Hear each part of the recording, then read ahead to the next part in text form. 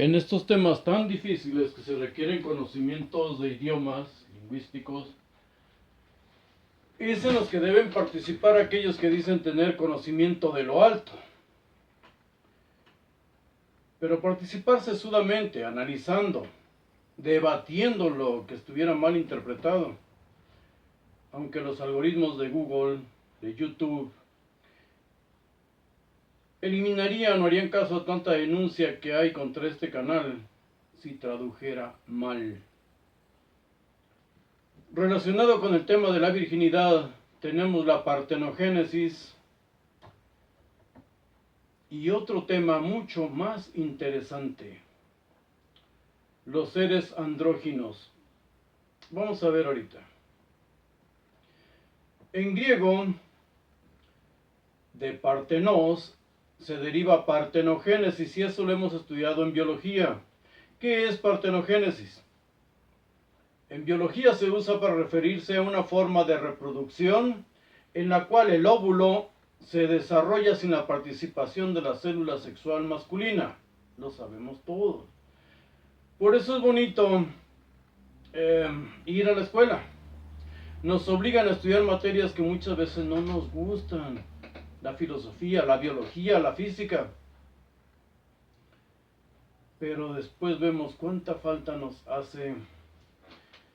En los insectos, sobre todo las hormigas y las abejas, en las aves como el gallo pavo o el guajolote que le llamamos en México, las codornices, anfibios y reptiles, sobre todo las lagartijas, se reproducen sin que haya la participación de una célula sexual masculina. Esto ya lo sabemos, se da, se presenta y es muy repetido.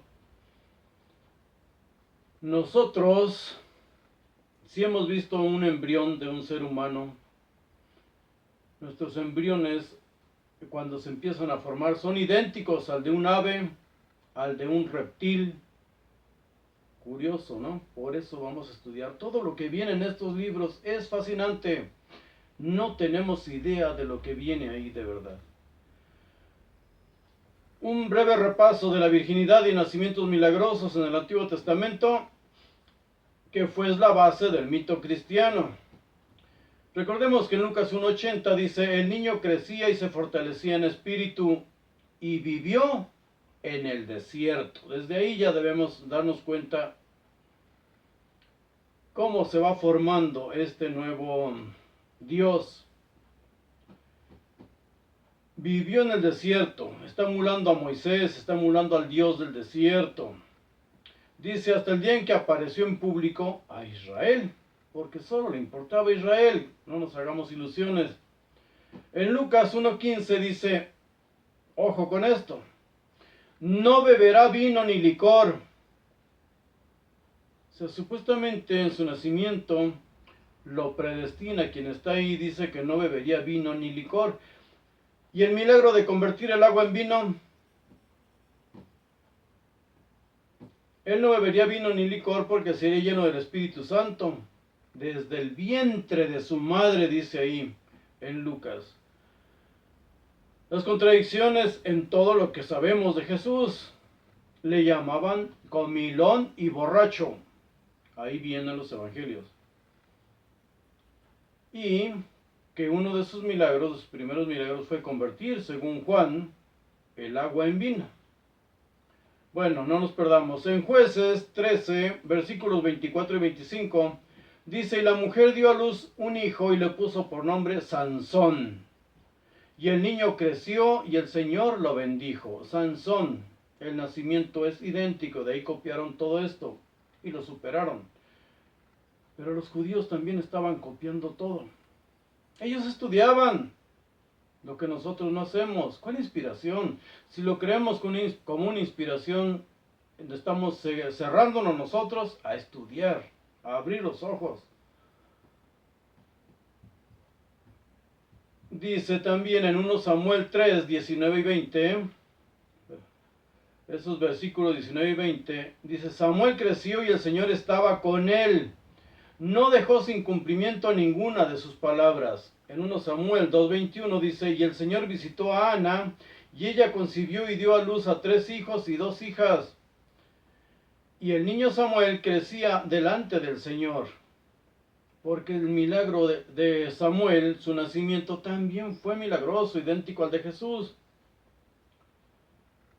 Ahora, conociendo todo esto, tiene un porqué lo voy llevando así. Porque vamos madurando, llevamos más de 50 horas grabadas, pero es poco en realidad, porque tenemos demasiado apoyo para aprender todo lo que a mí me llevó años y años de estudiar teología, historia, misterios y cuánta cosa. Claro, también historia universal, derecho y todo eso. Bueno, pero ahora podemos entender qué significan muchos pasajes bíblicos que nos parecen un tanto oscuros o hasta absurdos, tontos. Pues no, todo tiene su base en esto si los conocemos. Judá, el padre del judaísmo, embarazó a su nuera.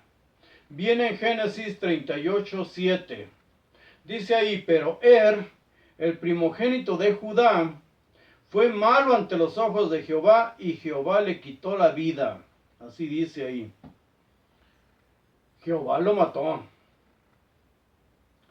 Judá había elegido a la mujer de su hijo. Una mujer para su hijo. Eligió a Tamar. En el versículo 8 dice, entonces Judá dijo a Onán, otro hijo, llégate a la mujer de tu hermano y cumple con ella tu deber como cuñado, y levanta descendencia de tu hermano, que tomara la mujer de su hermano y la embarazara. En el versículo 9 dice, derramaba su semen en el suelo para no embarazar a Tamar. En el versículo 10 dice, Dios se enoja y lo mata. Dios estaba observando. Ahora, del versículo 14 al 30, en un acto supuesto de prostitución, porque en todo se culpa a Tamar, no al viejito a Judá, el padre del judaísmo. Un acto de prostitución y fiado, porque no lo pagó. Supuestamente la muchacha lo sorprendió disfrazada de prostituta. ¿Y cómo se disfrazaban? ¿Cómo fue que no la conoció? Bueno, sí la conoció sexualmente. El pago sería un cabrito, un chivito. Y Judá embaraza a su nuera. Hay una cosa, leyendo todo el pasaje, Judá supuestamente había regresado a Tamar con su padre. Pero al enterarse que estaba embarazada, Judá ordena, sáquenla y quémenla. Pero ya no tenía jurisdicción sobre ella. Debemos analizar todo eso. Cuando ella lo señaló de ser el padre de su hijo, fue perdonada. O sea, él la perdonó, porque ella dijo, tú me embarazaste. De este relato podemos creer una de dos cosas, o ninguna. Conociendo ya la moral de estos tiempos y de esta gente, Judá embarazó a su nuera Tamar porque le gustó, inventando lo del acto de prostitución y culpar a la muchachita. Este es el padre del judaísmo. Todos ellos eran cananeos y todo esto se desarrolló en las tierras de Canaán. Otra cosa que debemos analizar. Dios estaba viendo pornografía con esta tribu, viendo que cómo fornicaba y que derramaba su semen en el suelo. Loco, ¿no? Porque ve que derrama su semen en el suelo y lo mata. Imaginemos la escena, o sea, qué locura.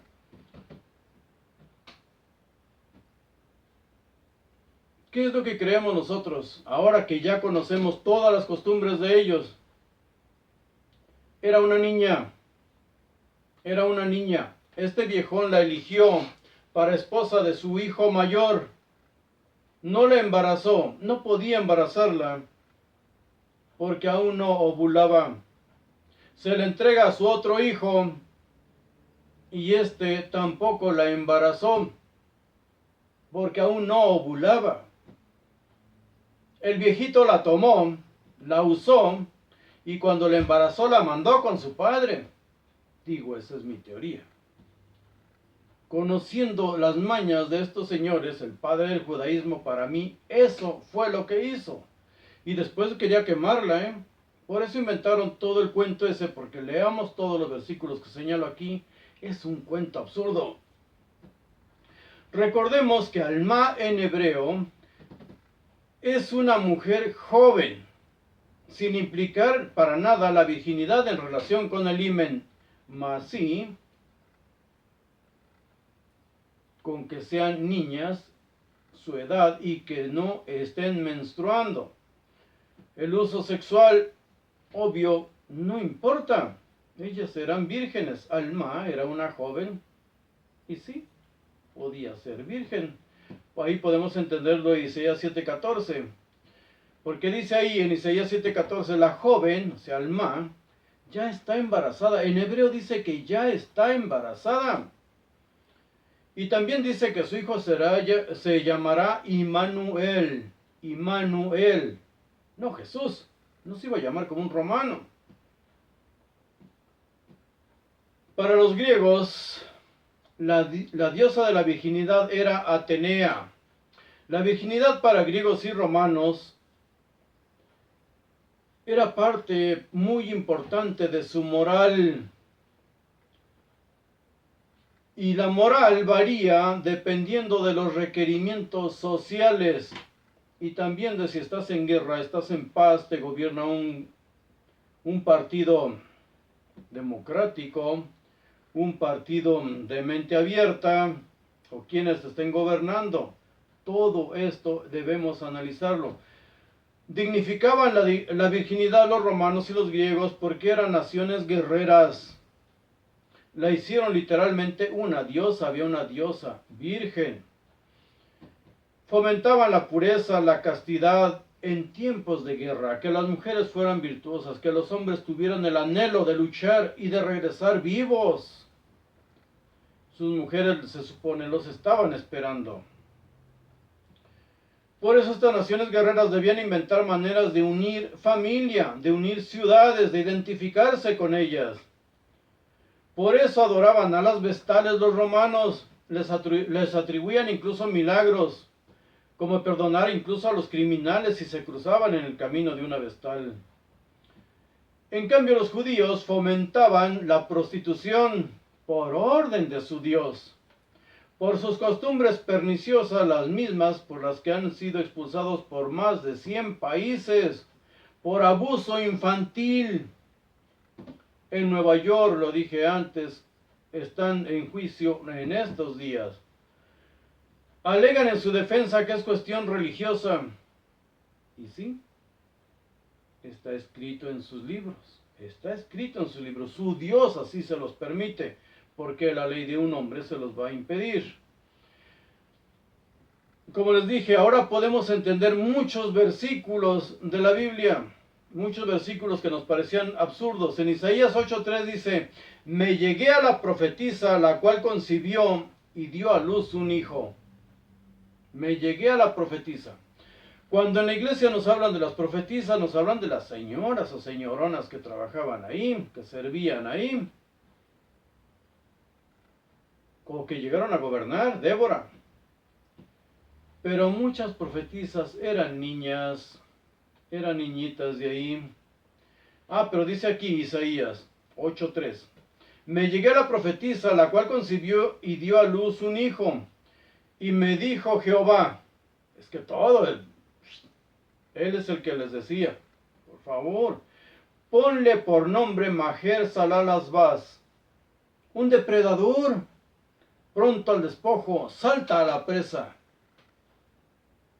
Este hombre odiaba a los propios hijos de la prostituta con la que se había casado, profetisa, servidora del templo. No los amaba. En Oseas 1:2, aquí viene más explícito. Oseas 1:2. Cásate con una ramera, le dice Dios a Oseas, por favor. Cásate con una ramera para que engendres hijos de prostitución. Bendito Dios. Jezreel se llama uno de ellos, le pone por nombre uno de ellos. Y curioso nombre, Jezreel significa semilla de Dios o simiente de Dios. A la otra le llamó Lo Ruamá, compadecida, lástima. Y al otro le llama Lo Amí, no mi pueblo. 3 hijos del odio, 3 hijos de la duda, del desprecio del profeta, pero para todo culpa a su Dios. Bien, en palabras griegas para virgen o para hablar de estos temas de virginidad, usa 2 palabras, eiteos y partenos, pero más propio para este tema del ser fecundado sin que participe las hormonas, los genes del macho, se escribe siempre partenos y de ahí se deriva partenogénesis. Pero ellos en su mitología y su filosofía hablaban de algo real, que es un problema que se les presenta a ellos, la sexualidad, el tema de la sexualidad, para ellos era de verdad un problema que tenían que resolver. El trato que debía dar el Estado a la sexualidad en todos sus órdenes. Permitir o prohibir el aborto hoy mismo es tema. Permitir el asesinato de sus hijos, incluso si nacían defectuosos o nacían del sexo femenino, y perdón, pero todas las tribus del mundo lo hacían, lo hacen. Todo lo que afecta al pueblo es polis, es político. La moral se maneja por medio de votos. La moral, todas las costumbres, las leyes. Las mayorías mandan en temas como el aborto cuando se considera que un complejo trozo de carne es un ser humano. Y también, por mayoría de votos, se decidía y se decide cuando un ser humano se convierte en Dios. El matrimonio entre personas del mismo sexo, la adopción, todo esto es por mayoría de votos. A los dioses romanos era el Senado el que los designaba. Y ya vamos a hablar de otra votación que se llevó a cabo. Pero, como les dije, relacionado a este tema de la partenogénesis, también hay un mito que es toda una realidad y un problema incluso actual. Los seres andróginos, aquellos que poseen ambos sexos. El mito del andrógino de Platón, ahí vamos a empezar. Existen seres andróginos, tenían que inventar su origen. El problema ahí estaba. Tenían que inventar algo, o matarlos o dejarlos vivir inventando algo o culpando a alguien. Por eso se inventaban los dioses y los demonios. Cuando se inventa el mito del andrógino, Platón saca una bobera, una total tontería. Pero porque habían estudiado también a los sumerios, y hasta ellos vamos a llegar. Eran seres redondos, según Platón, redondos, de 4 piernas, 4 manos, 2 caras. Y Zeus ordena partirlos y en fin, vean ese mito, el mito del andrógino de Platón, porque está en las redes y hasta con monitos. Es divertido y es ilustrativo, no nos lleva tiempo de verdad, pero ya veámoslo con más malicia, con el interés que le han dado otras culturas más avanzadas. Estos seres se reproducían en la tierra. Recordemos el mito de el mito de de la Biblia, el que acabo de mencionar ahorita. Se reproducían en la tierra. Zeus los separó y ellos morían en busca de su mitad, dependiendo de si eran masculinos o femeninos. Por eso cuando la mitología convierte a Marduk y a Yahvé en un dios único, tienen que darle los atributos de todos los dioses y diosas que están desechando, que están haciendo a un lado. Por eso se habla de los 72 nombres de Marduk o de los 70 nombres de Jehová. Todos los dioses a uno solo, todos los dioses a uno solo, y diosas incluso. Él debe cubrir todos los mitos que envolvían a las demás deidades. Cuando se convierta Jesús en un dios para los romanos, porque fue para los romanos, para los gentiles, no para los judíos.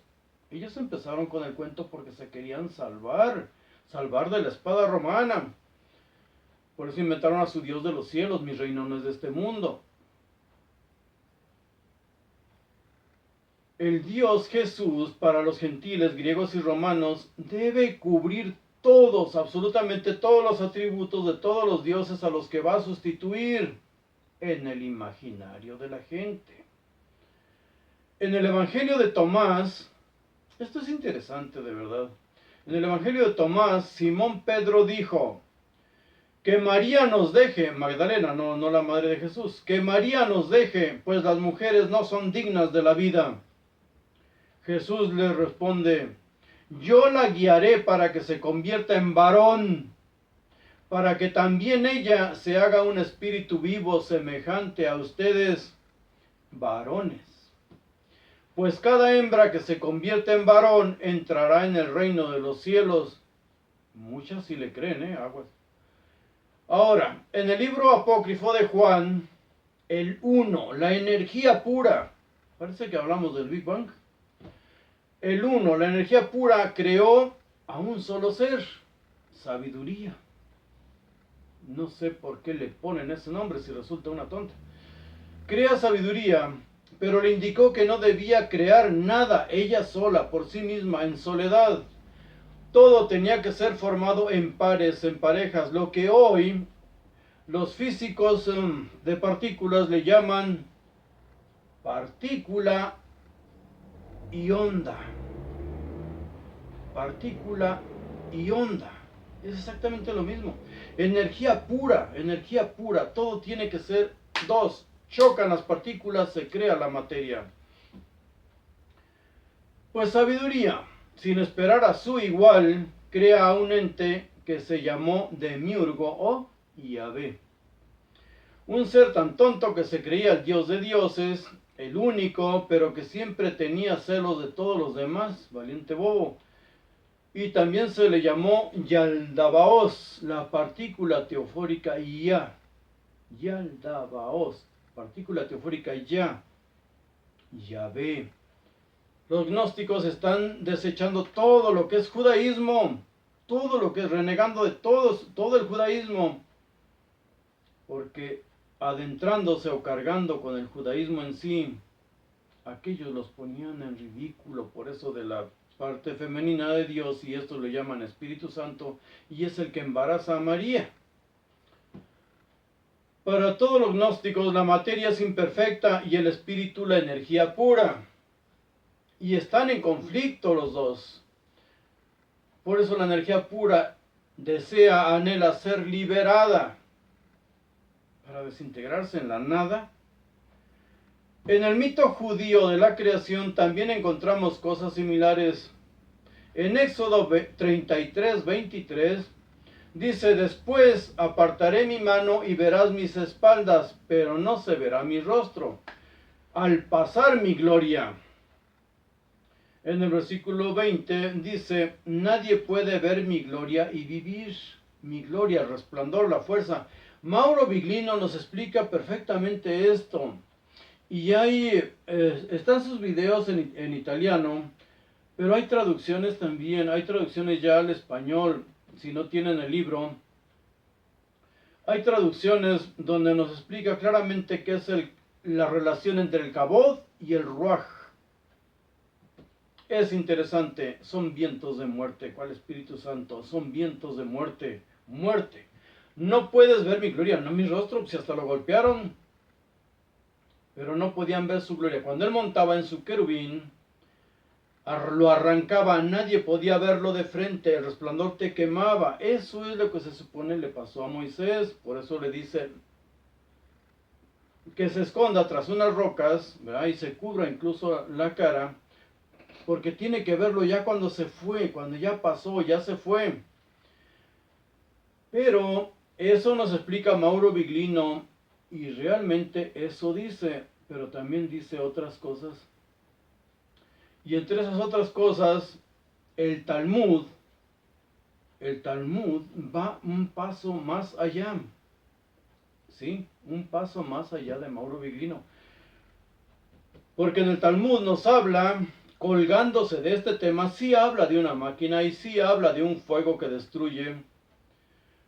Pero colgándose de ahí, en el Talmud encontramos, ellos dicen que éramos híbridos, y ahí vienen comentarios, se los voy a leer más adelante. Éramos híbridos y teníamos cola, igual que los reptiles, igual que las aves. Teníamos cola, como si fuéramos descendientes de reptiles evolucionados. O híbridos, al mezclarse con otras especies, manipulados para ser útiles. Al ser híbridos, éramos estériles, un solo sexo o ambos sexos a la vez. Nuevamente operados para ser fértiles. De eso habla ahí la Biblia, de una operación quirúrgica. Eso de que lo durmió y todo. Hace 2000 años no sabían lo que era un quirófano, pero hoy sí lo sabemos, debemos ver esto con otros ojos. Nuevamente operados para ser fértiles, fuimos afectados, pues no nos sentimos identificados con las demás especies de la tierra y anhelamos otra vida sin disfrutar esta, que es la única que realmente poseemos. En Génesis 2:20 dice ahí, entre todos los animales del campo, el Adán no encontró una pareja, una ayuda idónea, dice las traducciones, pero en realidad dice opuesta a él. Todo está relacionado también con el mito griego. Los parten, según los griegos, parten a la esfera aquella con arañas de patas de araña, la parten en dos y luego ambos sexos los enfrenta. Sexos opuestos, ayuda opuesta. Esto habla también el Talmud.